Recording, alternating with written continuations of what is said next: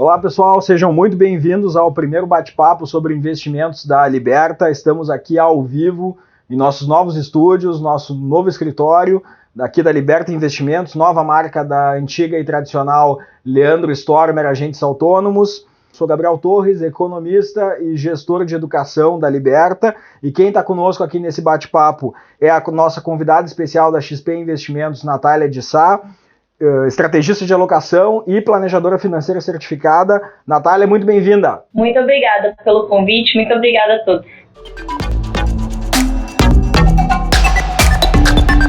Natália, conta um pouquinho mais pra gente o que é uma estrategista de alocação, o que você faz aí na XP Investimentos. Legal. Bom, aqui como todo mundo da área de análise, a gente acompanha o mercado ali quase que 24 horas, segunda a segunda, mas o time de alocação, especialmente que eu sou responsável, a gente que elabora as carteiras recomendadas para um perfil moderado, agressivo e conservador. E aí, como que a gente faz isso, né? Então, além de acompanhar o cenário, a gente olha todos os ativos disponíveis na plataforma, a gente entende quais são as melhores combinações e desenvolve isso. Eu sou responsável pelo relatório que vai, de alocação para os clientes no começo do mês, e também eu faço o podcast junto com o Karel, que é o responsável por toda a área de análise da XP. Fantástico. A gente também está aqui no nosso estúdio com a Priscila Ferreira, nossa assessora de investimentos. Priscila, bem-vinda. Conta um pouquinho para a gente qual é o papel do assessor de investimentos no mercado financeiro. Obrigada, Gabriel. Boa noite, pessoal. Então, pessoal, basicamente o papel do assessor de investimentos dentro da XP é auxiliar o investidor a buscar investimentos que sejam mais relacionados à sua tolerância a risco, à volatilidade, mais especificamente dentro de fundos de investimentos. Se é um fundo de renda fixa que oferece para o investidor digamos assim, a liquidez que ele precisa, ou investimento em ações, na parte de renda fixa ou na parte de ações também, divulgando as carteiras da XP, como a Natália me sugeriu, e na parte de renda fixa também, alocações com boas rentabilidades, normalmente bem superiores à rentabilidade tradicional do banco. Muito legal. A gente está, então, só para explicar para quem está nos ouvindo e quem não conhece muito bem ainda o mercado financeiro, está começando agora. Estamos, de um lado, com uma pessoa que trabalha diretamente assessorando o cliente, do outro lado, com a Natália, alguém da área de pesquisa que tenta identificar ativos interessantes que possam fazer sentido para os investidores. Ao longo de todo esse bate-papo, vocês podem deixar o contato de vocês, se vocês tiverem interesse em conversar um pouco mais e entender melhor produtos específicos, sejam fundos de investimento ou outros, vocês podem deixar de duas formas. Se você está vendo no YouTube, na descrição do vídeo tem um link, você pode clicar nesse link, você vai ter acesso ao formulário para deixar o seu contato, ou se você está vendo na nossa página direto do bate-papo, tem um formulário também ali embaixo, só deixar o contato diretamente, sem problema nenhum. Hoje a nossa conversa, como eu falei, vai ser sobre fundos de investimento, que é um dos assuntos de maior interesse do pessoal que nos acompanha, tanto nas redes sociais quanto no nosso site. E se no passado os fundos de investimento eles tinham um aspecto mais de lendas do mercado, a gente tinha grandes gestores que o pessoal lia as cartas para tentar entender como é que o mercado financeiro funcionava, como o Luiz Stuhlberger, que é um gestor muito famoso. Hoje em dia isso está muito mais próximo das pessoas, os gestores de fundos de investimento até têm redes sociais, como o Henrique Breda, que deixa constantemente as suas ideias no Twitter ou no Instagram. Mas antes da gente falar especificamente de um fundo ou de outro, eu vou passar de volta para a Natália para ela nos explicar e a gente alinhar um pouquinho aqui o que afinal é um fundo de investimento. Quando você coloca o seu recurso num fundo de investimento, aonde que de fato você está colocando o seu recurso? Bom, gente, então simplificando muito, um fundo de investimento nada mais é do que um veículo onde você pega o seu dinheiro e você entrega para que o gestor ele compre ativos, que eles podem se valorizar ou não. Então, vamos pegar um exemplo aqui, tá? Eu e o Gabriel e mais alguns amigos, a gente juntou um valor, tá? Vamos supor que a Priscila, ela seja certificada, que ela tenha bastante tempo como gestora, ela tem um bom histórico. Enfim, a gente vai dar esse dinheiro para que ela faça essa gestão. Bom, por que eu e o Gabriel, ao invés de irmos lá na plataforma da XP e escolher os nossos ativos, por que a gente entregaria isso para a Priscila fazer? Então, tem alguns motivos. Tempo. Então, vamos pegar, por exemplo, um fundo de renda variável, acho que fica mais fácil de ilustrar para vocês. Então, dentro de fundo de renda variável, você tem ações. Então, imagina que eu, Natália, né, não trabalho com investimentos, eu trabalho com outra coisa. Eu não tenho o tempo todo ali para ficar olhando se uma ação subiu, se ela caiu, será que eu compro, será que eu vendo? E a Priscila vai estar lá focada o tempo todo fazendo isso. Um outro motivo seria, por exemplo, bom, eu acho que a Priscila ela tem uma capacidade de ganhar mais dinheiro do que eu no mercado de ações. Então, estou usando a Priscila como exemplo, a gente tem que lembrar, né, que tem gestores que já fazem isso há muito tempo, né, que tem uma expertise muito grande, então, e que acompanham esse mercado, né.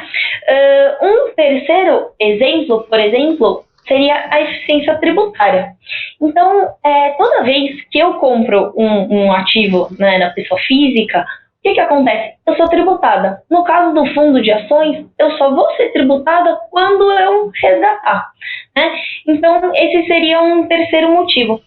Um quarto motivo é que eu, como investidora, né, eu teria que ter um patrimônio muito maior. Então, por exemplo, para vocês terem uma ideia, para você montar uma carteira com 10 ações, mais ou menos, estaria falando ali de um valor de 50 mil reais, em média. E você consegue acessar um fundo de renda variável a partir de 500 reais, né, que pode ter ali mais de 20, 30 ações. Então, você consegue diversificar muito mais também através desse veículo. E, enfim, vocês podem questionar, falar assim, bom, tá, eu entreguei o meu dinheiro para um gestor. Ele pode fazer o que ele quiser com esse dinheiro? Então, não, tá? A CVM, ela regula isso muito forte, né? E aí a gente pode dividir isso dentro de 4 caixinhas, né? Então, os fundos de renda fixa, por exemplo, eles têm que investir no mínimo 80% em renda fixa, porque a maioria da indústria investe muito mais do que isso, do que 80%. Né? Nos casos dos fundos de ações, a gente está falando de no mínimo de 67% em ações, tá? A gente tem também os fundos cambiais, então que eles têm que investir em ativos que estejam, a rentabilidade esteja atrelada a essa oscilação da moeda, que pode ser euro, pode ser dólar, que é o mais comum. E a gente também tem os multimercados, que é a classe que tem mais liberdade para operar, não precisa ter necessariamente nenhum tipo de concentração. A gente Natália, aqui... uma pergunta. Diga. Uma pergunta, rapidinho. Então, só para a gente dar uma resumida aqui. Os 4 principais classes de fundos que a gente está falando são os fundos de renda fixa, os de ações, os cambiais e os multimercados. E a grande diferença entre eles é o quanto você majoritariamente tem que alocar, tem que colocar do patrimônio do cliente em ou produtos de renda fixa, como letras de câmbio, CDBs, etc., ou em ações, no caso dos fundos de ações, ou em moedas como dólar, euro, no caso dos fundos cambiais, e nos multimercados, aí sim você tem mais liberdade. É isso? Exatamente.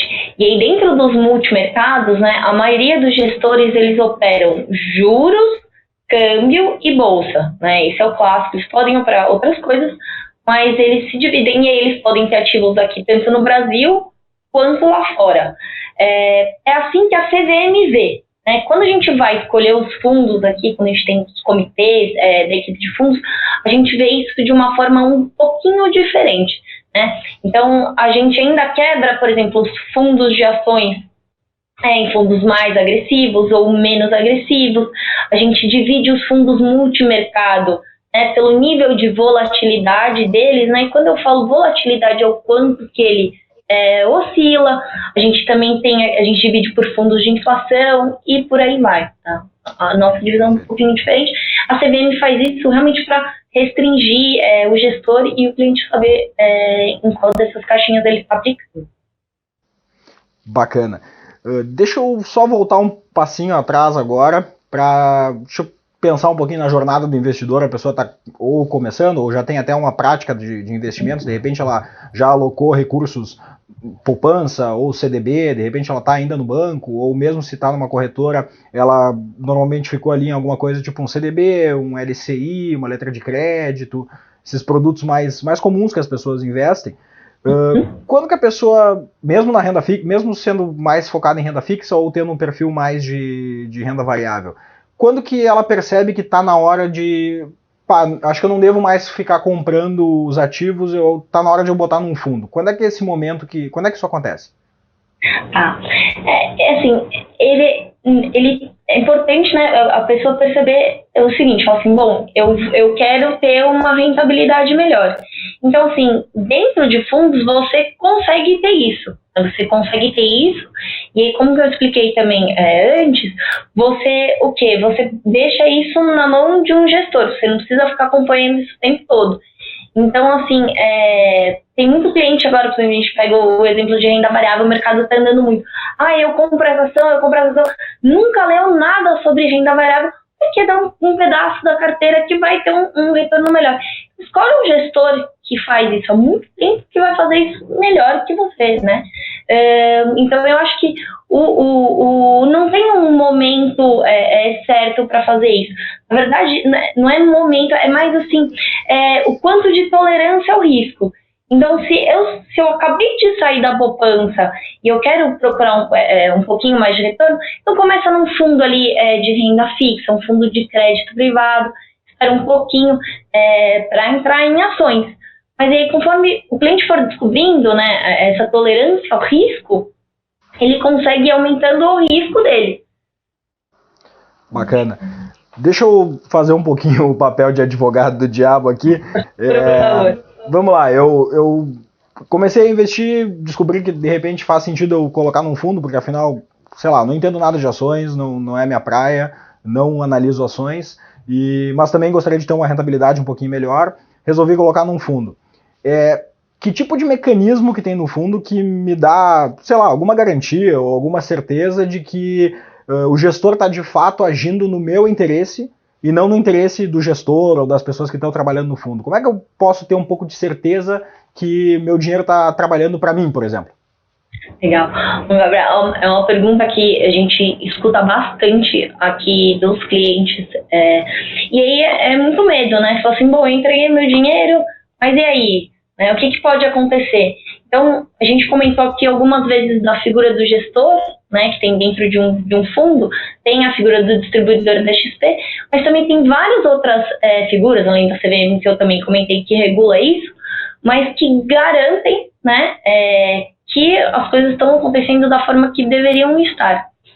Então, a gente tem a figura do auditor, que vai olhar ali realmente todas as contas do fundo, se o que foi comprado, taxa de administração e por aí vai. A gente tem a figura do custodiante, né? Então, assim, quando o gestor ele compra a ação, a ação não vai ficar com ele, a ação não vai ficar na XP, não. A ação ela fica dentro desse custodiante que garante isso para o cliente. E aí a gente tem custodiantes no mercado, como a Mellon, por exemplo, que tem 33 trilhões de dólares sob custódia. Então a gente está falando de pessoas muito grandes e respeitáveis, né, que trazem toda uma credibilidade, né, para a indústria. Tem alguns menores, mas que são mais conhecidos no Brasil, como Itaú, Bradesco, fazem esse papel. A gente também tem um administrador que calcula todos os dias o valor da cota, né? Então calcula todos os dias quanto que aqueles ativos estão ali dentro, né? Para que na hora que haja um resgate, uma nova compra, não tenha nenhum tipo de distribuição de renda. Essas são figuras que garantem toda essa credibilidade e segurança dentro desse tipo de ativo. Legal. Priscila, me conta uma coisa aí. O que você ouve mais dos clientes quando eles estão migrando para um fundo de investimentos? Assim, eles não estão começando, resolveram aplicar pela primeira vez. E que tipo de medo que eles têm? O que você acha que dentro do que a Natália falou ali, você comenta bastante com seus clientes para tentar mostrar para eles que de repente aquilo ali faz mais sentido para eles? Sim, eu acho que uma das principais dúvidas do investidor nesse sentido, Gabriel, é justamente o que ela falou sobre o custodiante. Quando eu compro um CDB, eu sei que o meu CDB está custodiado na CETIP, que está no meu nome, eu sou um título do Tesouro, por exemplo, eu vejo, consulto que o título público está em meu nome, mas e um fundo de investimento? Exatamente, onde que o meu capital está, em que esse gestor está alocando, né? Se é um fundo multimercado, um fundo de renda fixa. E aí eu até gostaria de perguntar para a Natália, Por exemplo, o investidor que ele vai sair, por exemplo, da poupança, está saindo do CDB pós do banco, vou alocar num fundo de investimento na XP que tem uma rentabilidade superior, por exemplo, a um fundo de liquidez, e um fundo, inclusive, de liquidez aqui tem uma rentabilidade superior a um CDB, desculpa, de liquidez diária. Quais, por exemplo, são os tipos de papéis que esse fundo negocia? De onde que vem essa rentabilidade, né? Em que exatamente, qual é o papel que está por detrás desse fundo, né, Natália? Eu acho que talvez seria interessante falar um pouco disso para o investidor. Legal. Eu acho que até também é legal comentar aqui o quanto que essa indústria cresceu, né? Então, se a gente pegar a indústria de fundos há 10 anos atrás, né, a gente estava falando de 1 tri de reais, agora já são mais de 4. E aí surgiu muito, veio muito dessa demanda mesmo, né, do cliente procurando ali retornos melhores do que ele via no banco, retornos do que ele tinha na poupança. E aí também a gente viu do lado da oferta também muitos gestores que trabalhavam em bancos, cuidavam de tesourarias, abrindo as suas próprias gestoras. E na parte de renda fixa, uma das coisas que pesa muito é a taxa de administração. Então, quando a gente pega alguns fundos nos bancos, as taxas são muito altas. Então, várias vezes, os fundos que a gente tem aqui na XP entregam rentabilidades melhores, tem da parte de renda fixa, só pela taxa de administração deles ser melhor. Então, assim, clientes olhem as suas taxas de administração, principalmente na parte de renda fixa, que hoje em dia pesa bastante. E aí, enfim, o que esses fundos que tem aqui na XP, eles operam, né, de renda fixa? A gente divide, né, nos fundos de crédito privado, e os fundos que têm mais liquidez, a maioria acaba ficando em LFT, Tesouro Direto. Já os fundos de crédito privado, eles investem tanto diretamente em empresas, então, por exemplo, a Petrobras, ela foi lá e ela emitiu uma dívida no mercado. Então, esse fundo vai lá e ele encartera essa dívida, e aí, conforme a Petrobras for pagando a dívida, né, o fundo, ele remunera o cliente. Outras coisas, por exemplo, ele consegue comprar CDBs de grandes bancos, LFs de grandes bancos. E aí, o que é interessante é que dentro de um fundo, muitas vezes, né, por ele ser grande, ele tem acesso a emissões que a gente chama de que são 476. Então, são emissões para investidores profissionais, né? São pessoas que têm ali acima de 10 milhões para investir. Então, no fundo, ele consegue ir atrás dessas ofertas, ele consegue taxas melhores para o cliente, que o cliente sozinho não conseguiria nesses ativos. Então, isso é uma das formas também que os fundos aqui, que a gente tem dentro da plataforma, remuneram melhor o cliente. Então, além de ele te dar essa escala, né, você, de certa forma, como você está operando com muita gente, você acaba tendo possibilidade de fazer diversificações e aquisições maiores. Também você falou da taxa de administração, mas tem outras taxas que os fundos cobram, né, como taxa de performance, etc. Você podia explicar um pouquinho para a gente como é que funciona uma taxa de performance, por exemplo? Claro, vamos lá. Então, a gente chama, né, a taxa de performance até de uma forma de uma taxa de alinhamento de um gestor com o cliente. Porque a taxa de administração é uma taxa que o gestor cobra em cima de todo o patrimônio do fundo e o administrador faz essa conta todos os dias. Então, vamos supor que a taxa de administração do fundo seja 1%.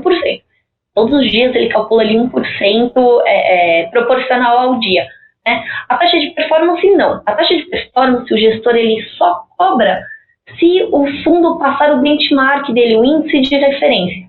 Então, no caso dos fundos de renda fixa, multimercado, a maioria ali é em torno de 100% do CDI. Quando a gente fala dos fundos de ações, a maioria, esse índice de referência é o Ibovespa. Então, o gestor ele só ganha mais dinheiro se o cliente também for mais remunerado. Então, assim, vamos supor que o fundo era 100% do CDI, o benchmark dele. E aí, ele foi e performou 150% do CDI. Então, a taxa de performance vai ser cobrada em cima desses 50% do CDI. E aí, o cliente questiona muitas vezes o seguinte, gente. Falando, bom, eu tenho um fundo aqui que eu tô vendo ele performou 150% do CDI, a taxa de administração dele é 2%. Tem um outro aqui que performou 140%, a taxa é 1,5%. Olhando só a performance, qual que é melhor, né? Qual que eu deveria optar? Então, toda vez que um fundo mostra a rentabilidade dele, né, seja na lâmina, seja, enfim, na plataforma que você vai comparar ali os fundos, ela é líquida essa taxa de administração. Então, esse fundo que está te cobrando, por exemplo, 2% de taxa de administração, e ele está mostrando ali 150, ele já tirou essa taxa, tá? Então, assim, quando a gente vai olhar ativos de renda fixa, a taxa de administração tem um peso muito grande. Porque, assim, por mais que os gestores de renda fixa possam ser muito bons, eles não vão conseguir performar muito, muito mais, né? Porque eles têm um mercado mais restrito. Só que quando a gente fala de fundos multimercados, então, assim, inclusive tem casas como a SPX tem mais de 100 pessoas trabalhando ali dentro, olhando vários mercados, etc. 2% não é caro, se ele conseguir te entregar uma performance muito melhor. Então, na parte de renda fixa isso tem bastante peso, né? Na parte de multimercado, a gente tem que olhar com um pouquinho mais de cuidado, não olhar a taxa pura, né? Legal. E tem um ponto que o pessoal comenta bastante, até a Priscila tinha me falado um pouco antes da gente começar aqui, que muitas vezes os clientes eles olham e eles dizem o seguinte, investi num fundo de investimento e ganhei, sei lá, 20%, tive uma rentabilidade de 20% num determinado período. Aparentemente pode ser uma ótima rentabilidade, porque se você olha a taxa Selic, que é basicamente quase a mesma coisa que o CDI, tá 6,5% hoje em dia, 20% é um valor muito maior. Mas isso pode não ser bom dependendo de qual é o benchmark, né, qual é o parâmetro desse fundo. Você podia explicar um pouquinho para a gente isso? O que o investidor tem que olhar, o que ele tem que entender, o que é o parâmetro do fundo, né, o indicador de parâmetro, e para comparar essa rentabilidade, saber se de fato ela é muito boa ou mais ou menos? E eu até gostaria de pegar um gancho na pergunta do Gabriel também. Você falou sobre a taxa de performance, né? Que foi inclusive um investidor aqui que está nos assistindo perguntou. Existe dentro dessa taxa de performance a linha d'água, né? Então, por exemplo, se ele bateu aquela rentabilidade, então ele não cobra. Alguns investidores se confundem um pouco nisso. Se você puder também encaixar abordar isso na sua resposta, seria bem interessante. Tá. Então, vamos começar pela marca d'água. Como é que funciona a marca d'água? Então, vamos supor, eu usei esse exemplo, né, do 150% do CDI e ele cobrou 50%. O que acontece? Imagina que a cota do fundo, nesse dia, da última vez que ele cobrou a performance, a cota era 2,50, tá? E aí o fundo, ele foi e ele performou bem de novo, né? Ele passou 100% do CDI, só que a cota dele, ela está abaixo de 2,50. Então, ele não pode cobrar performance. Essa é a marca d'água, né? Então, a última vez que eu cobrei performance, a cota era X, né? Se ele não tiver uma cota maior do que o valor da última cota, então ele não pode fazer essa cobrança, tá? Essa é a marca d'água. Qual que é a outra pergunta? De novo, Gabriel, desculpa. A outra pergunta que a gente estava falando é para a gente explicar um pouquinho como é que funciona o indicador de performance, porque para algumas pessoas, quando verdade, dos 20%, fundo, né? Isso. Tá. Então, quando a gente pegou, né, pegava a Selic ali que era 14,25 e ela caiu para 6,5%, acho que foi um período que isso ficou bastante claro, todos esses questionamentos. Mas o que é importante a gente sempre olhar é o CDI, né? Então, o CDI, para o mercado como um todo, ele é a taxa de referência. A taxa de referência, né? É porque ele é baseado entre as taxas que os bancos emprestam entre eles, né? Que é o DI. Então, a gente entende que esse é o mínimo que o cliente deveria ser remunerado, né? É 100% do CDI. Então, é por isso que a gente sempre olha isso como benchmark.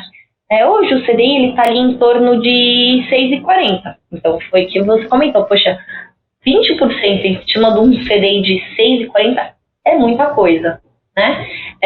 Mas quando a gente tinha ali o CDI 14,25, 20% não era tanto. Então o investidor sempre tem que acompanhar os retornos dele em relação ao CDI. né, e ele tem acesso a isso no portal, né, todos os investimentos dele.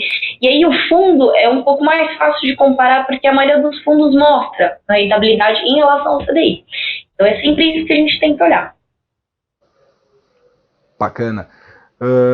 Tem uma pergunta sobre tributação que o pessoal está fazendo aqui. Legal. A dúvida deles é se o recolhimento da tributação ocorre no mesmo momento da venda dos fundos, sobre a rentabilidade, como no caso dos fundos imobiliários, ou se é um pouco diferente? Tá. A gente pode dividir em questão de tributação em 3 tipos. Então a gente tem alguns fundos, né, que são isentos de IR, então não tem nenhum tipo de tributação, que são os fundos de debêntures incentivadas, tá? Para quem não sabe, debêntures incentivadas são papéis de renda fixa, são emitidos por empresa, e elas necessariamente têm que estar associadas ao setor de infraestrutura. E aí o governo concede esse benefício, e esse fundo ele é obrigado a alocação nesse tipo de ativo, então esse é isento. Daí, depois disso, a gente tem os fundos de renda variável, né? Então, que compram ação. Nesse caso, nesses fundos, você vai ser só tributado na hora de você resgatar, e aí vai ser 15%. Né? A não ser que você resgate antes dos 30 dias, tem o IOF. Mas, enfim, né? Espero que ninguém aplique fundo de ações para resgatar em 30 dias. Mas esse seria o caso dos fundos de ações. Aí, os outros fundos, aí entra os fundos de renda fixa, entre os multimercados, entram os cambiais, e tem a tributação regressiva. Então, a tributação regressiva, ela vai depender do prazo também que o investidor fica ali, né, dentro desse fundo. Então, se ele resgatar até 180 dias, a tributação vai ser 22,5%. E que, gente, de novo, não é em cima de tudo que você colocar no fundo, são só os seus rendimentos, tá? E aí, depois de mais 6 meses, né, isso cai para 20%. E aí, depois disso, cai para 17,5%, até a menor alíquota, depois de 2 anos, que é 15%. Só que, nesses fundos, tem ainda outra coisa, que é o Come-Cotas. E aí, o que é o Come-Cotas? Então, imagina que eu sou o governo, né, eu sou o Estado, e enfim, se você deixar o seu dinheiro nesses fundos por 30 anos, eu só vou ver esse dinheiro quando você resgatar. Então, o que o Estado fez? Falou, bom, eu vou criar uma antecipação que a cada 6 meses eu vou ver alguma coisa de retorno aqui e eu vou cobrar o mínimo possível, que são os 15%. Então, o Come-Cotas, o que acontece? Ele acontece todo maio e novembro, e aí ele vai tributar ali os seus 15%. E por que ele chama Come-Cotas?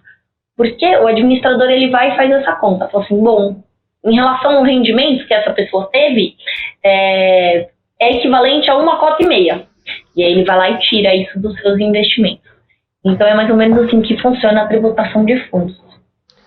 Então, como na maior parte da nossa vida, também a gente tem um sócio chamado governo no fundo de investimento, é isso? Exato. De toda parte, né? Vamos lá, Priscila tem uma pergunta aqui. Natália, você poderia explicar para a gente, por exemplo, a respeito dos fundos de fundos, né? Alguns investidores eles têm receio em implicar em fundos de fundos devido à taxa de administração, né? Que faria aquele efeito cascata. Você poderia falar um pouco para a gente sobre, por exemplo, como a XP consegue administrar isso, por exemplo, reduzindo essa cobrança da taxa de administração e principalmente também nos fundos de previdência, né? Se a gente for analisar, comparando os fundos de previdência hoje nos bancos ou em outras instituições com os fundos de previdência da XP. A gente consegue ter uma taxa de administração, mesmo sendo, por exemplo, um fundo de fundos, com uma taxa de administração bem menor, que não tem um impacto tão expressivo na rentabilidade do fundo. Se puder abordar isso para a gente. Vamos lá. Então, quando a gente olha a administração, e aí é um pouco do que eu falei também dos multimercados, bom, quando a gente pega a rentabilidade dele na lâmina, líquido, né, essa rentabilidade já é líquida, perdão, que você pega na lâmina. Então, por exemplo, pegar um exemplo prático, né? A gente tem aqui dentro da plataforma o Selection Renda Fixa, né? Que é um fundo de fundos E aí esse fundo, inclusive, ele está dentro da nossa carteira recomendada, que a gente aumentou o prazo, então a gente queria um fundo que o resgate fosse um pouquinho mais rápido, né? Ele é um D mais 12. Então, veja, para um fundo que tem resgate em D mais 12, ele esse mês está performando ali entre 110% e 115%, isso é líquido da taxa de todas as taxas, as dele e as dos fundos que ele aplica. E ainda assim ele consegue ter um bom retorno, então ele é um bom fundo. Tá? E aí, como é que a gente consegue isso? Então, a gente tem ali dentro desse fundo, né, ali, até fundos, inclusive, que estão fechados, a gente tem excelentes casos, e a gente tem também algumas operações estruturadas que conseguem dar uma performance melhor. Então, assim, é importante olhar, né, quanto que esse ativo está rendendo, independente se ele tem duas taxas de administração, se ela está pagando, né, o serviço que ele faz. E o que é muito interessante de fundos é que é isso, que através de um fundo, né, através de, no caso do Selection, a partir de R$500, você tem acesso aos melhores gestores de renda fixa. Então, olhando por essa ótica interessante, a gente sabe que tem essa questão de dupla taxa, mas no caso do Selection, por que a gente consegue remunerar bem também? Porque a gente devolve parte da taxa de administração do fundo, a gente devolve isso para os clientes, né?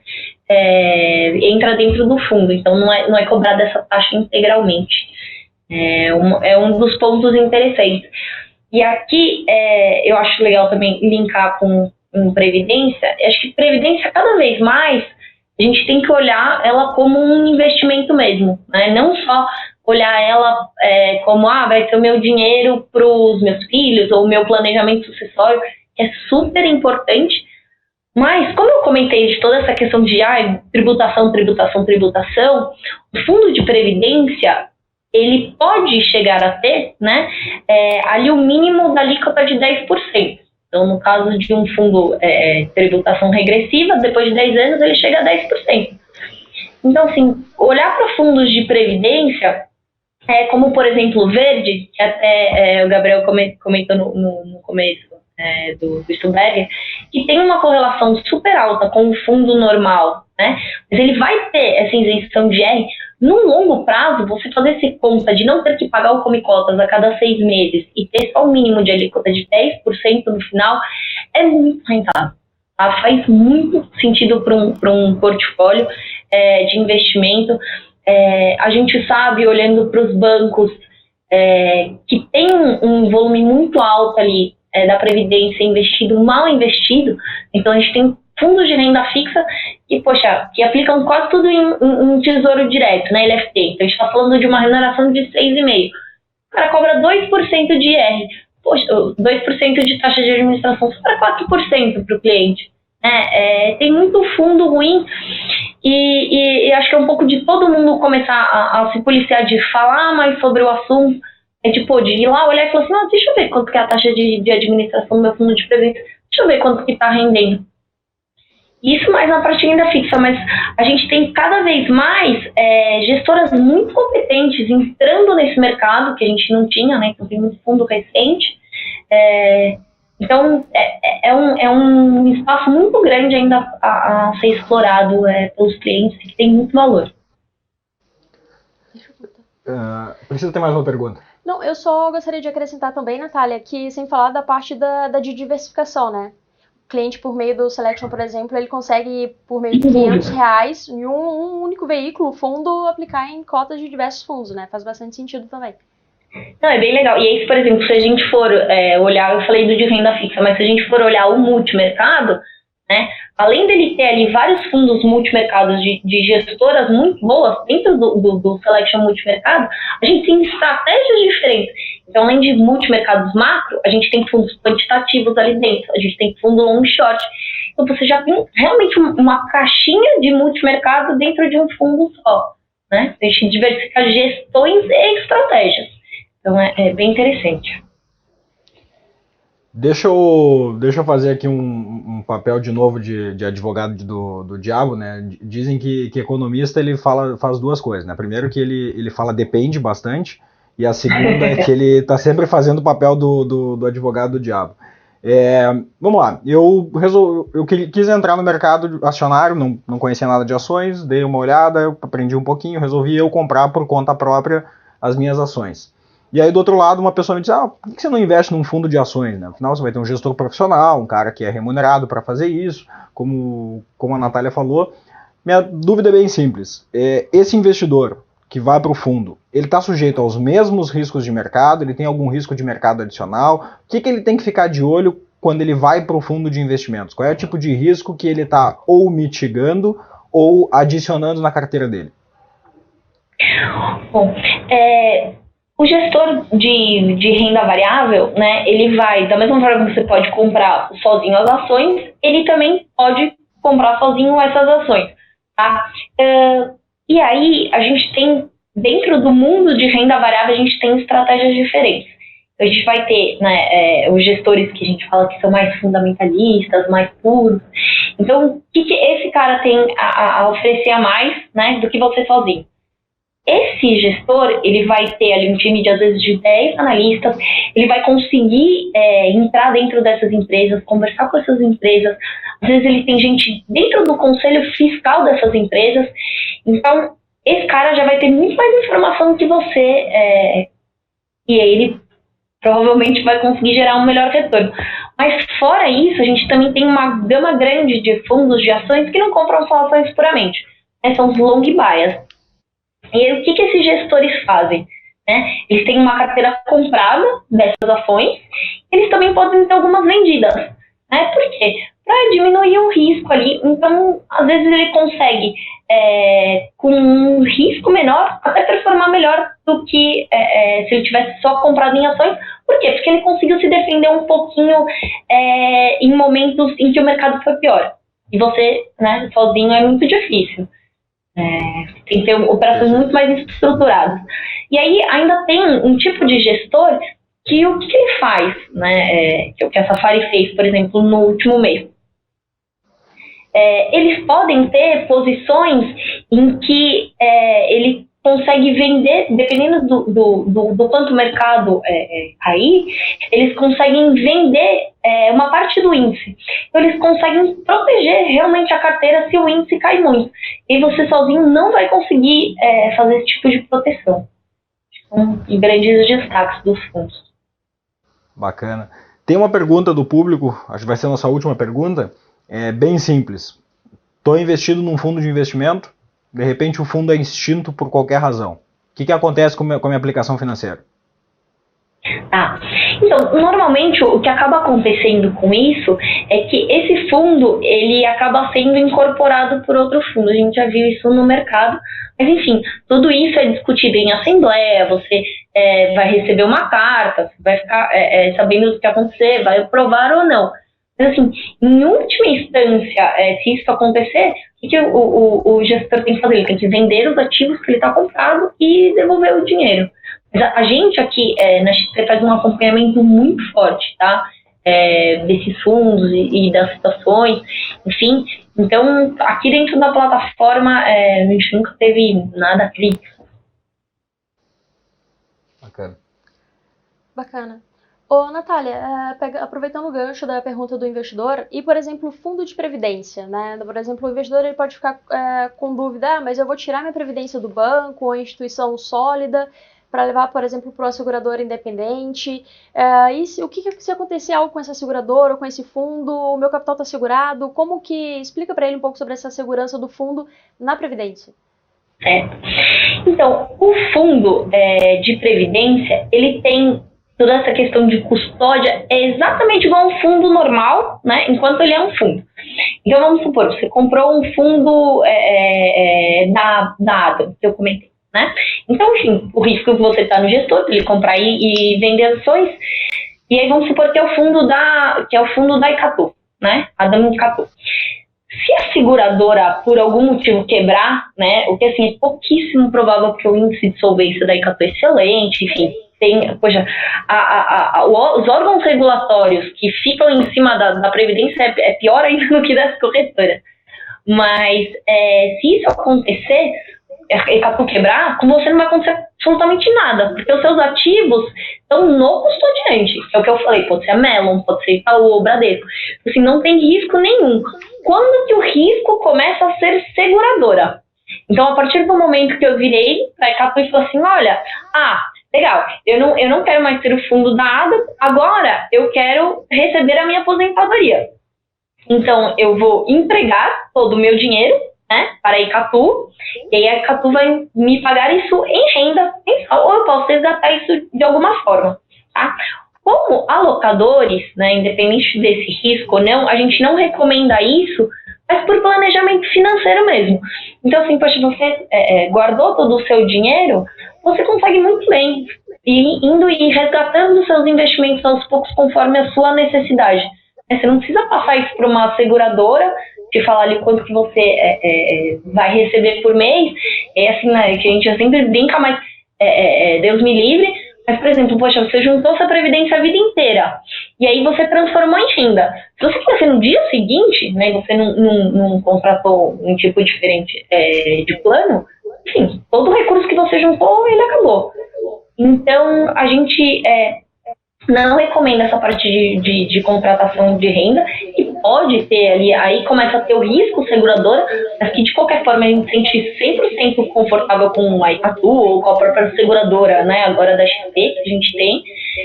Inclusive, quando a gente pega seguradoras como a Ecatu ou da XP, o índice de solvência delas é muito melhor do que das outras seguradoras, do que, inclusive, dos bancos, porque eles não têm outros tipos de seguro, né? Então, sabe, tem seguradora que enfim, tem outros tipos de seguro. O seguro de vida é super previsível, né, para a seguradora quando ela vai sair de caixa e por aí vai. Então, isso realmente são índices extremamente confortáveis de segurança, de qualquer forma. Legal. Pessoal, estamos chegando ao final do nosso bate-papo. Foi um prazer ter vocês aqui com a gente. Vou passar agora para a Natália de novo para as considerações finais dela aí, algum outro recado que ela queira dar para os nossos investidores. Fica super à vontade, viu, Natália? Não, obrigada. Queria, enfim, agradecer a pergunta, agradecer a participação de todos. Espero que tenha ficado bem claro, né, que o mercado de fundos é um mercado muito bom, né, tem muita coisa para oferecer, muita rentabilidade, né, para vocês, e muita gente competente por trás disso. A gente tem ali, além dos que a Priscila deve recomendar para vocês, mas a gente tem na plataforma da XP também os Top 50, que são fundos que a gente seleciona com muito cuidado para vocês. Isso. Só agradecer a participação de todos. Pessoal, muito obrigado pela participação de vocês, foi um prazer ter vocês conosco. Obrigado, Priscila, obrigado, Natália, por estarem aqui com a gente compartilhando todo esse conhecimento. Esse conteúdo vai estar disponível no canal da Liberta no YouTube, no nosso site liberta.com.vc, para que vocês possam acessar outra vez, rever alguns pontos que não ficaram claros e compartilhar com os contatos de vocês. E lembrando que se vocês quiserem dar o primeiro passo para a liberdade financeira de vocês, começar a investir, é só deixar o contato aqui embaixo no link da descrição, se você está vendo no YouTube, ou se você está vendo na nossa página do bate-papo, no formulário que fica também abaixo do vídeo. Foi um prazer ter vocês aqui com a gente. Obrigado, Priscila, novamente. Obrigado, Natália. Muito obrigado. Grande abraço para todo mundo.